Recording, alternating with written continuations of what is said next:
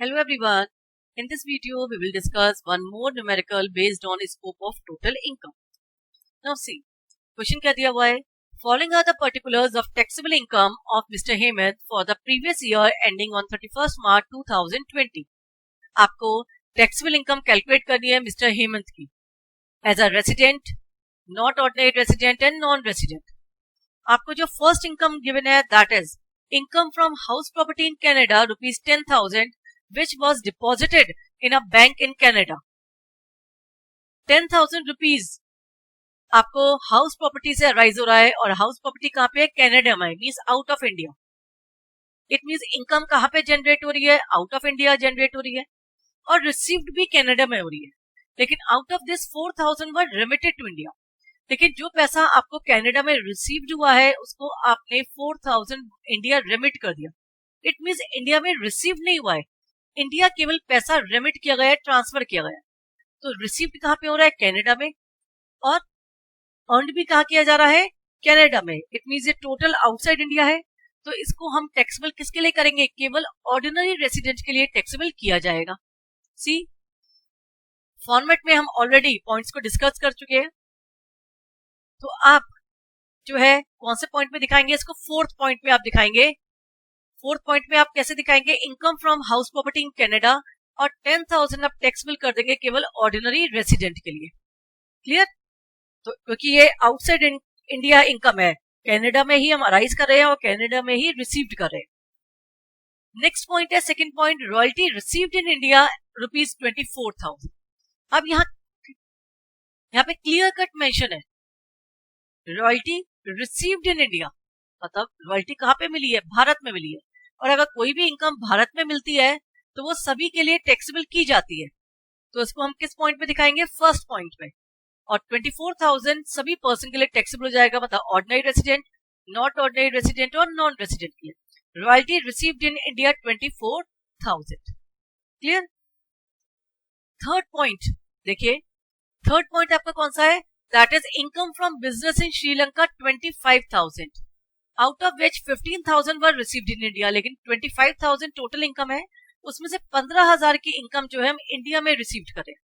And the business is controlled from India. और जो पूरा बिजनेस है वो इंडिया से कंट्रोल्ड है. इट मीन्स इंडिया से कंट्रोल है. तो आप किस तरह से इसको शो करेंगे? आपका टोटल इनकम 25,000 है. टोटल इनकम 25,000 है. इसमें से 15,000 आप अर्न कर रहे हैं कहां पे? इंडिया में आप अर्न कर रहे हैं. इसमें सॉरी रिसीव्ड कर रहे हैं इंडिया में. आपने इंडिया में रिसीव्ड किया 15,000. इट मीन्स जो बैलेंस अमाउंट बचा, बैलेंस अमाउंट कितना है? 10,000. 10,000 रुपीज आपने रिसीव्ड कहां पे किया? Out of India, outside India. तो हम कैसे टैक्सेबल करेंगे? सी 15,000 जो अमाउंट है वो इंडिया में रिसीव्ड हो रहा है. इट मीन्स जो 15,000 है अमाउंट वो सभी पर्सन के लिए टैक्सेबल होगा. लेकिन 10,000 आपने अर्न भी बाहर किया है और रिसीव्ड भी बाहर हो रहा है आउटसाइड इंडिया. लेकिन एक पॉइंट दिया हुआ है इसमें आगे, the business is controlled from India.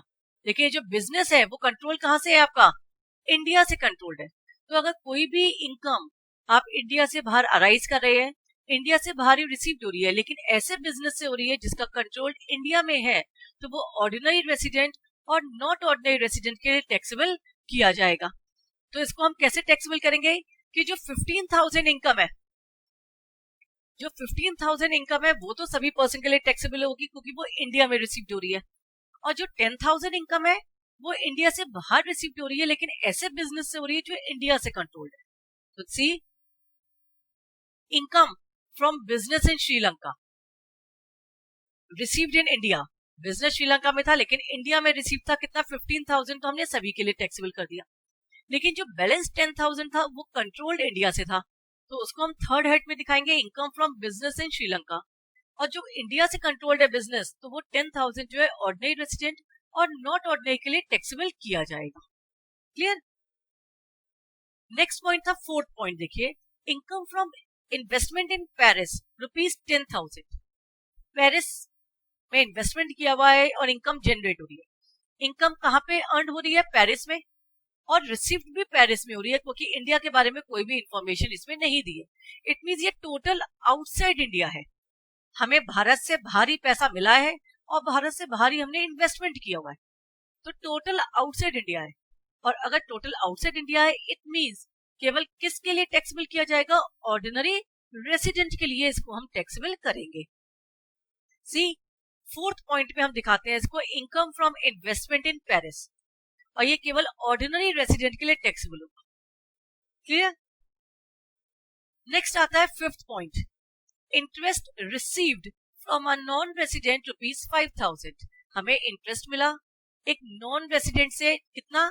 5,000 against a loan given to him to run a business in India. हमने एक पर्सन को लोन दिया जो नॉन रेसिडेंट है, और उसने वो पैसा कहाँ पे इन्वेस्ट किया? इंडिया में इन्वेस्ट किया, इंडिया में बिजनेस किया, और उस पैसे से हमें इंटरेस्ट दिया।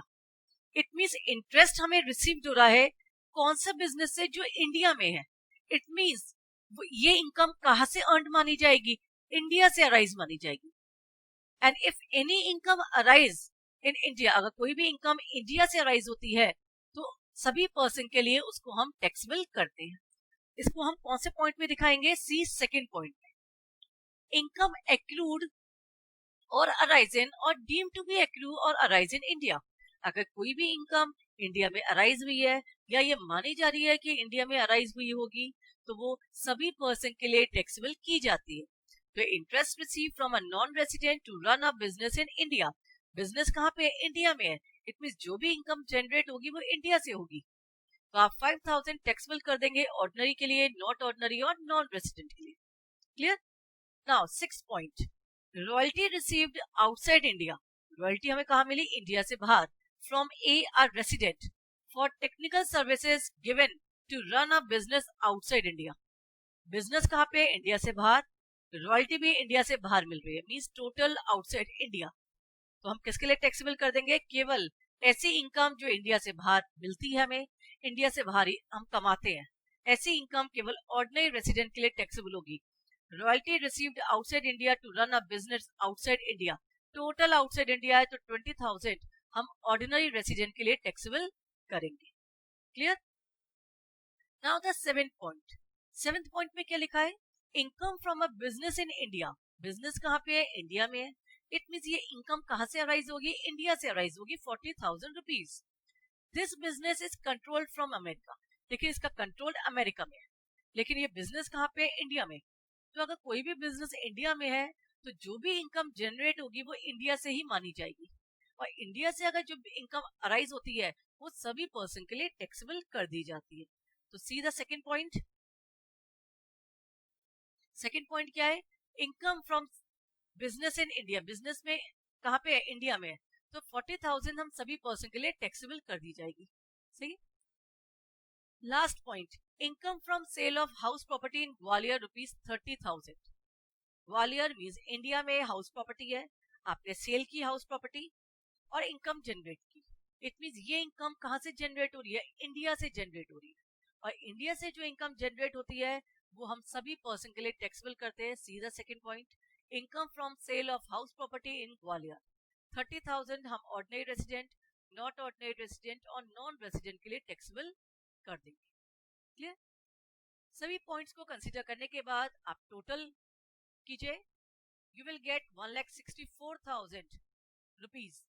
अगर मिस्टर हेमंत ऑर्डिनरी रेसिडेंट होगा तो उसकी टोटल इनकम आएगी 1,64,000, नॉट ऑर्डिनरी रेसिडेंट होगा तो टोटल इनकम विल बी 1,24,000, और नॉन रेसिडेंट होगा तो उसकी टोटल टैक्सेबल इनकम आएगी 1,14,000 रुपीज। क्लियर?